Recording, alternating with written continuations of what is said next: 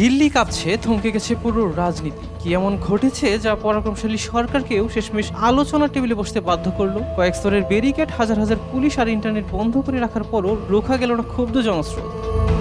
দিল্লির যন্তর মন্তর থেকে শুরু হওয়া তরুণ ও শিক্ষার্থীদের এই নজিরবিহীন পদযাত্রা আসছে পড়েছে একেবারে সংসদ ভবনের দোরগোড়ায়। গত রোববার থেকেই রাজধানী দিল্লির রাজপথ যেন রূপ নিয়েছিল এক বিশাল প্রতিবাদী সমুদ্রে। কাঁদানো গ্যাস কিংবা লাঠিচার্জ কোনো কিছুই দমাতে পারেনি নিট পরীক্ষার প্রশ্নপত্র ফাঁসের প্রতিবাদে ক্ষোভে ফেটে পড়া এই তরুণদের। কিন্তু কিভাবে তৈরি হলো এত বড় গণবিক্ষোভ?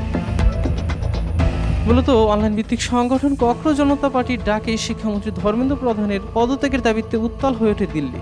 এর সাথে নতুন জ্বালানি যোগায় অধিকার কর্মী সোনাম ওয়াংচুকের টানা ২০ দিনের অনশন ভাঙিয়ে পুলিশ তাকে জোর করে তুলে নেওয়ার ঘটনা। পরিস্থিতি আরো জটিল হয় যখন বিরোধী দলীয় নেতা রাহুল গান্ধী, মল্লিকার্জুন খার্গে এবং প্রিয়াঙ্কা গান্ধী সিজিপির আন্দোলনের সঙ্গে সংহতি জানিয়ে সরাসরি প্রধানমন্ত্রী নরেন্দ্র মোদীর বাসভবনের সামনে গিয়ে বিক্ষোভে যোগ দেন। এছাড়া আম আদমি পার্টি, সমাজবাদী পার্টি সহ রাজস্থান থেকে আসা অসংখ্য সাধারণ মানুষ ও শিক্ষার্থী আন্দোলনে সামিল হন।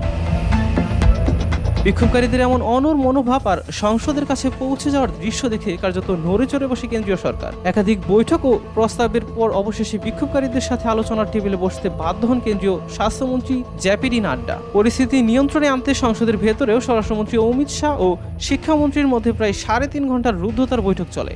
আপাত দৃষ্টিতে সরকার নমনীয় সুর দেখালেও আন্দোলনকারীদের স্পষ্ট দাবি না মেটা পর্যন্ত এই ক্ষোভের আগুন যে সহজে নিভছে না তা দিল্লির রাজপথ দেখলেই স্পষ্ট বোঝা যাচ্ছে।